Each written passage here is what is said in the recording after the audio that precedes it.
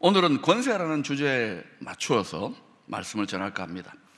요한복음 18장에서 예수님은 대제사장의 집에서 1차 재판을 받습니다. 그리고 바로 빌라도 총독에게 넘겨져서 빌라도의 법정에 서게 됩니다. 왜 대제사장과 유대 지도자들은 예수님을 유대 종교법, 유대법으로 재판하지 않고 빌라도의 법정에 떼넘긴 것일까요?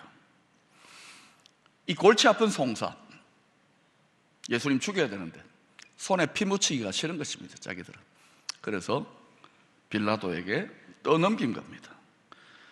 그리고 이런 송사에 관여함으로 유대 정결법이란 게 있는데 그 정결법을 범함으로 자신들이 유월절 잔치에 참여 못할까 염려해서 떠넘긴 겁니다. 자기들 손에는 피를 묻히지 아니하고 또 유월절 잔치를 즐길 수 있고, 이거야말로 일석이조인 것입니다. 이 장면에 대한 다른 복음서들의 증거를 살펴보면 빌라도는 예수님에 대해서 많은 부담감이 있었습니다. 빌라도의 아내가 예수님에게 나쁘게 하지 말라 꿈을 꾸었고, 소문이 이분 죄가 없는 분이다. 또 빌라도 실제로 만나보니까 죄가 없어요. 이 재판이 부담스러웠고 재판을 피하고 싶었습니다. 빌라도는 그래서 어정쩡한 신문을 하고 나서 요한복음 18장 38절에 나타난 바와 같이 이 사람은 아무 죄가 없다, 나는 죄를 못 찾겠다 하고 무죄 선언을 했습니다. 그러자 그 재판 결과를 기다리던 수많은 유대 군중들이 예수님을 향해서 얼마 전까지는 호산나 유대인의 왕이로도 했던 군중들입니다. 그 군중들이 성이 나가지고 예수를 십자가에 못 박으소서, 예수를 십자가에 못 박으소서. 왜 우리가 이렇게 아이돌 가수들 공연하면 떼창이라는 게 있습니다. 함성을 지르는 거예요. 죽여라, 죽여라. 사랑하는 여러분, 민심은 천심이기도 하지만 순식간에 하나님의 뜻을 거스르는 어리석음이 될 수도 있다는 것을 경계해야 됩니다. 민심이 다 좋은 게 아닙니다. 천심될 때 좋은 것이지, 어리석음으로 망하는 쪽으로 좋아지면 매우 위험한 것입니다. 이런 일이 오늘날 우리나라나 이 세계 도처에서 얼마든지 일어날 수 있다는 것을 우리는 알아야 합니다. 하나님의 진리로, 진리의 성령으로 무장되어진 지혜로운 실력 있는 백성이 되어야 여러분 자신과 가정과 교회 공동체와 나라를 지킬 수 있는 줄로 믿습니다. 이 백성이 지식이 없으므로 망하는도다, 실력이 없으므로 망하는도다. 지혜로운 실력 있는 백성이 되십시다. 유다 백성의 어리석은 성난 민심, 그 함성에 빌라도는 이거는 아닌데, 이거는 뭔가 깨림직한데 하면서도 죽으면 죽으리라 지도자의 용기를 내어서 책망을 하고 자기 자리를 포기할지언정 하고 꾸짖고 나서야 되는, 그렇게 못하고 용기를 내지 못하고 그냥 불의한 재판 속으로 끌려 들어갑니다. 물귀신 작전이란 거 있잖아요. 빌라도는 끌려 들어갔습니다. 결국 군중들의 압력을 못 이기고 예수님을 십자가에 못 박으라고 넘겨주고 맙니다. 이런 불의한 재판의 과정에서 10절에 보면 빌라도가 예수님에게 이런 말을 합니다. 내가 너를 놓을 권한도 있고 십자가에 못 박을 권한도 있는 줄 알지 못하느냐? 너의 생사 여탈권을 내가 움켜쥐고 있다. 자신이 최종 권세자, 이 권세의 주인이라는 것입니다. 이에 대한 예수님의 대답이 11절에 소개됩니다. 예수께서 대답하시되 위에서 주시지 아니하셨더라면 나를 해할 권한이 없었으리니 그러므로 나를 내게 넘겨준 자의 죄는 더 크다 하시니라. 나를 해칠 수 있는, 십자가에 못 박을 수 있는 너의 권세는 위에서 네게 아니야, 위에서 하나님께서 주신 것이야, 이 말입니다.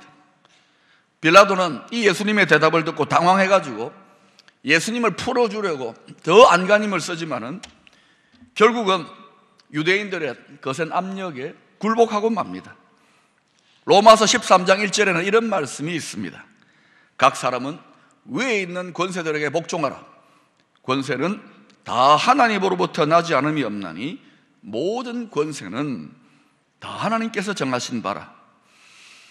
이 말씀의 핵심적인 뜻은 이 세상에 어떤 종류의 권세자들이라도 무조건 복종해야 된다, 이런 말이 아닙니다. 특별히 이 말씀을 좋아하는 사람들이 독재자나 아주 악한 지도자들, 권세는 하늘로부터 와, 까불지 마, 복종해. 권세자가 하나님을 정면으로 대적하고 백성들을 망하는 길로 가게 하면 불복종할 수도 있습니다. 이 핵심적인 뜻은 뭐냐? 이 말씀의 핵심적인 뜻은 모든 것의 최종 권세자가 되시는 하나님을 먼저 두려워하고 그 뜻에 복종하라는 말입니다. 예수님은 이 세상의 모든 것, 모든 권세가 다 하나님의 손에 달려있다는 것을 아셨기에 지금 이 죽으러 가는데도 조금도 두려워하거나 염려하지 않고 담담히 십자가의 길을 걸어갔습니다. 누가 진정한 믿음의 절정 고수, 누가 진정으로 세상을 이길 수 있는, 세상이 감당할 수 없는 성도가 되느냐? 죽음도 이기는 자입니다. 그러나 저나 여러분이나 지진 조금 나도 우리는 죽을까봐 트라우마 걸리고 근심하고 염려하고 충격을 못 벗어나는 연약한 존재들입니다. 그러나 하나님을 생명 다해 사랑하게 되면 그 하나님의 사랑을 깊이 깨닫고 하나님의 모든 것을 주관하시고 영원한 천국을 예비하셨다는 사실을 온전하게 깨닫게 되면 두려움이 없습니다. 할렐루야! 온전한 사랑이 두려움을 내어 쫓을 수 있습니다. 그런데 신기한 것은 우여곡절 끝에 죄인 예수님이 달린 십자가에 붙어있는 명패, 죄인의 명패가 뭐냐면은 강도, 살인 이렇게 보통 붙는데, 명패에 히브리어로, 로마어로, 헬라어로 유대인의 왕이라고 적혀 있는 것입니다.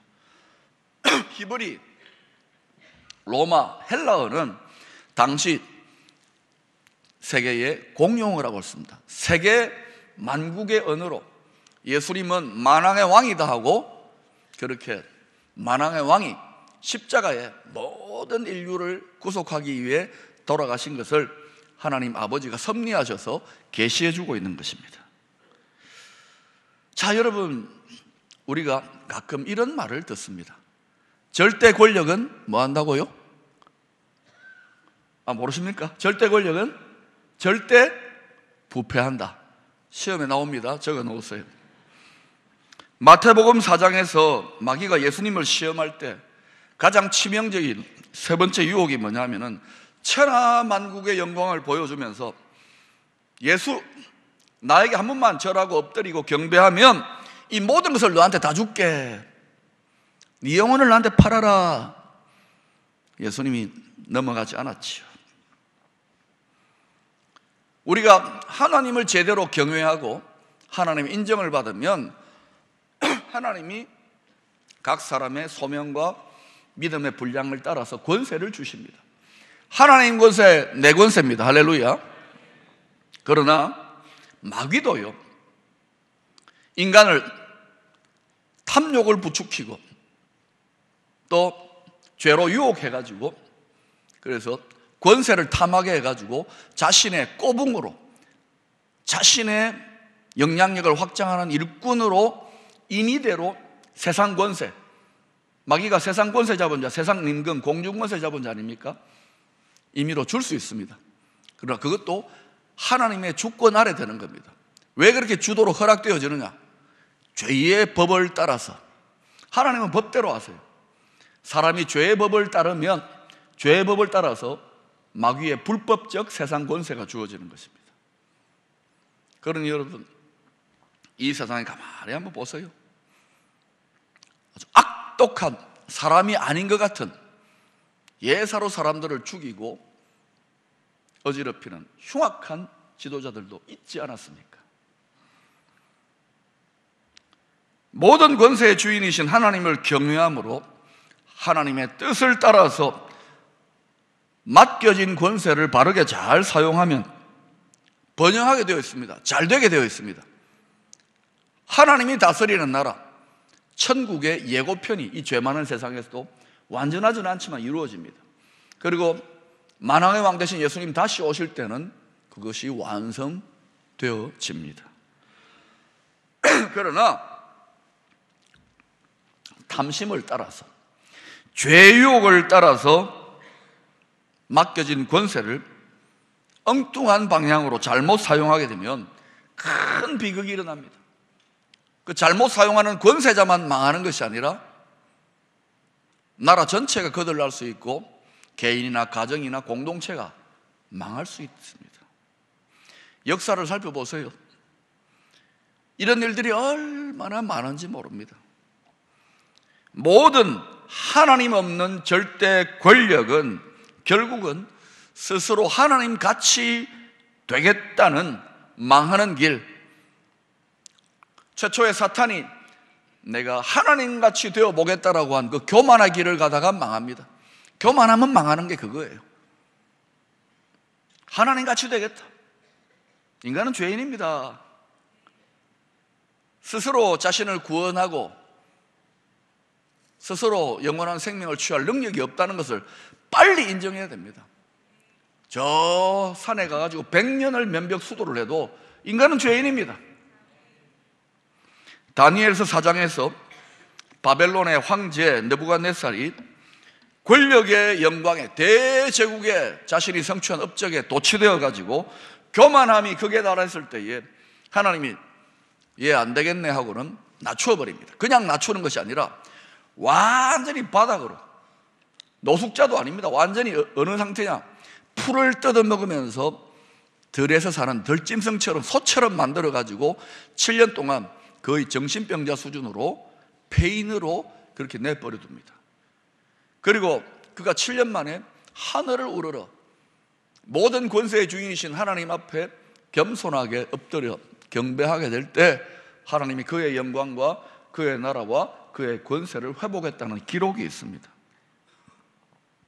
비로소 이 대제국의 황제 느부갓네살은 하나님께서 모든 권세의 주관자가 되시고 나는 그저 맡겨진 권세의 청직이라는 것을 아주 비싼 대가를 지불하고 터득한 것입니다. 당시 세계 최강국의 최고 지도자에게 하나님이 왜 이런 사건을 허락하셨을까요? 그 이후로 이 역사 속에서 수많은 권세자들에게, 수많은 지도자들에게 내가 이 세상 만물, 이 세상의 모든 권세를 다스린다는 것을 알리시기 위해서 모델 케이스로 그렇게 허락하신 것입니다. 여러분, 권세자가 인기가 많아지고 힘이 강해지고 영향력이 커질 때 조심해야 합니다. 다윗 왕을 보십시오. 권세의 영광의 절정에서 솔로몬 왕을 보십시오. 우리 건세사의 건국의 아버지 이승만 대통령, 또 경제적으로 큰 부흥을 일으켰다고 누구든지 인정할 수밖에 없는 박정희 대통령, 이 두 분 경우엔 더 영향력이 컸고 더 강한 지도자였습니다. 결국 어떻게 되었습니까? 또 그 이후로 우리 수많은 권세자들이 끝이 그렇게 좋지 않은 경우가 많았습니다. 역사의 비극이 아닐 수 없습니다. 존경받는 지도자가 그립습니다. 그러므로 끝까지 방심하면 안 됩니다. 초심을 지켜야 하는 것입니다. 이것이 쉽지 않습니다, 여러분. 알면서도 넘어가는 것, 인간의 연약함을 인정해야 됩니다. 그래서 항상 깨어 있어야 되고 두렵고 떨림으로 나아가야 됩니다. 나는 괜찮아. 아닙니다. 섰다고 생각하는 자는 넘어질까 조심하라 그랬습니다. 권세에 대한 집착과 투쟁은 무섭습니다. 한순간에 초심을 변절시키고 맙니다. 심지어 살인도 저지르고요, 권모술수, 친구, 가족도 왼수로 만들고 등질 수 있습니다. 반지의 제왕이라고 하는 유명한 소설을 만든 영화 아시죠? 그 영화를 보셨는지 모르겠는데, 그 절대 권세의 반지, 그것을 취하고 손에 끼게 되면은 그 영화 보니까 사람 눈빛이 변하고 성품이 달라져요. 괴물이 되는 거예요. 권세의 무서운 속성을 고발하고 있는 영화입니다. 이스라엘의 초대 왕 사울이 어떤 길을 갔습니까? 자기 사위를 정적으로 생각하고 죽이려고 10년을 추격하다가 결국은 어때요? 악한 영에 사로잡혀서 비참하게 망합니다. 아버지 다윗을 죽이려고, 권력을 찬탈하려고 시도했던 무서운 아들 압살롬, 권세에 대한 집착 때문이었습니다. 투쟁, 전쟁 중에서 제일 잔인하고 무섭고 더러운 전쟁, 더러운 투쟁이 권력 투쟁, 권세 투쟁입니다. 수많은 이단 사이비 교주들도 다 처음에는 대부분요, 순수한 하나님을 사랑했던 사람들입니다. 그러나 은사가 임하고 능력이 임하고 그럴 때에 교만이 살짝 마귀가 넣으니까 변질되어 버립니다. 그리고는 점점 교만을 부추겨가지고 자신이 하나님이 되어버려요. 영생하시는 하나님이. 그리고 거기에 마귀의 미혹해하는 능력으로 말미암아 자신의 왕국이지만 실제로는 누구의 왕국일까요? 인간의 역사 속에 이런 비극이 계속 반복되고 있습니다. 사도행전 19장에서 사도 바울이 에베소에서 엄청난 부흥을 이룹니다. 오늘날로 말하면 수만 명, 수십만 명 교회에, 초대형 교회에 담임 목사가 된 겁니다. 그러다 바울은 에베소 교회를 떠나서 뻔하게 환난과 순교가 기다리고 있는 그 길, 많은 신실한 성도들, 예언을 하고 성령 충만한 성도들이 말렸음에도 불구하고 성령에 사로잡혀 권세의 주인이신 하나님이 기뻐하시고 원하시는 그 십자가의 길을 목숨을 걸고 걸어갔습니다. 그리고 그는 감옥에 갇히는 죄수가 되어서 전 세계의 심장부에 복음의 비수를 장렬하게 꽂고 순교합니다. 한 세대 전에 위대하게 쓰임받았던 하나님의 사람들이 죽으면 죽으리라 바울 선배가 보여주었던 그 십자가의 길을 끝까지 걸어갔다면 분명히 지금의 한국교회 모습은 달랐을 것입니다.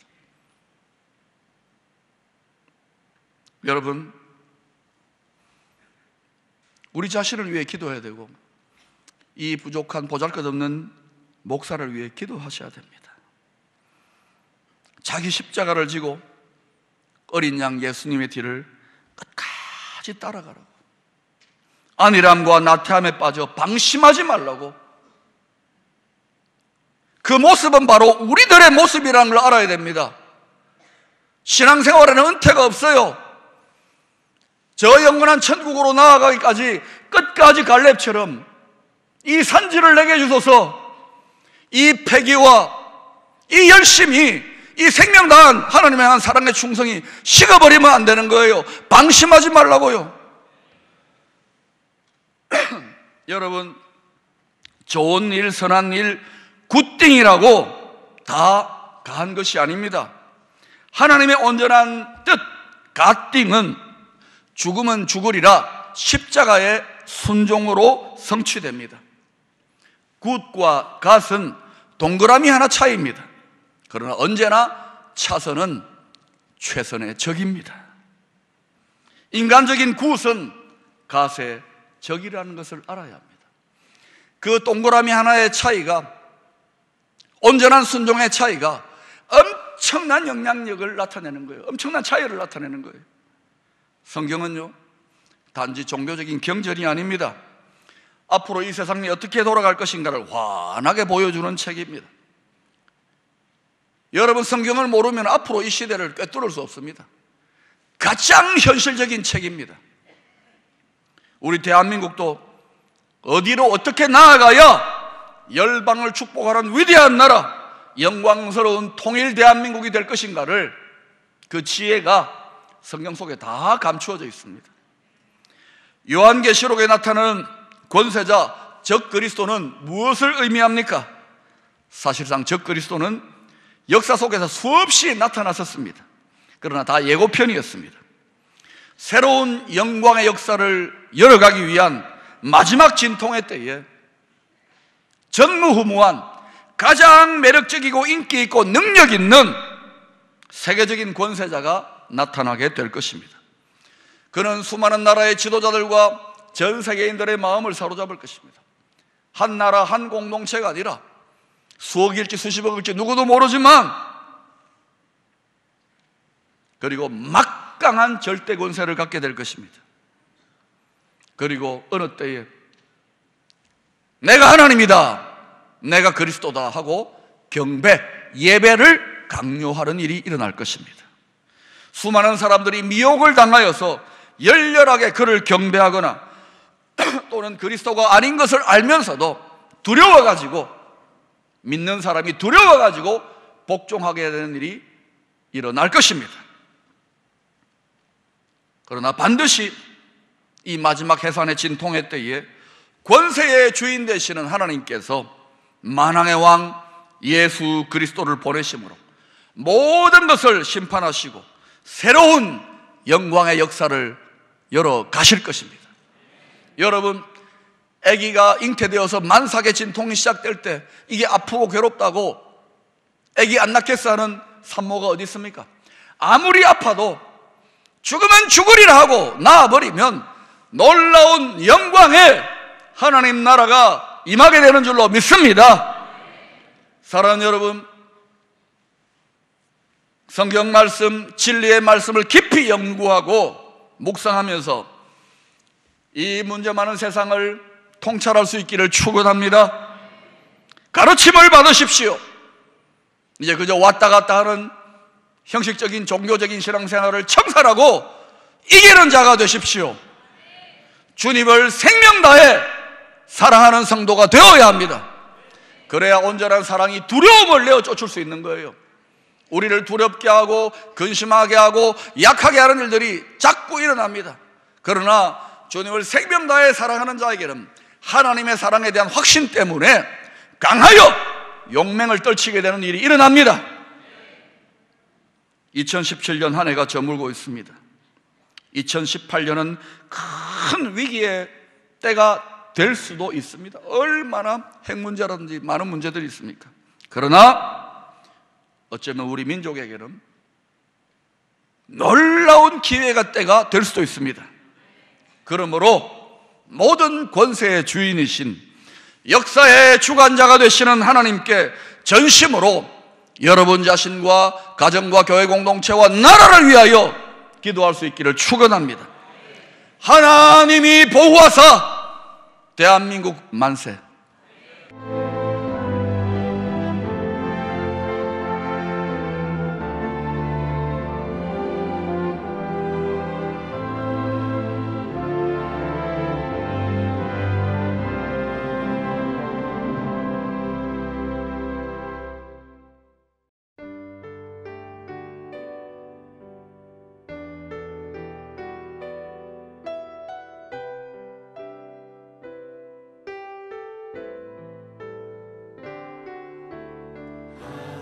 하나님께서 간지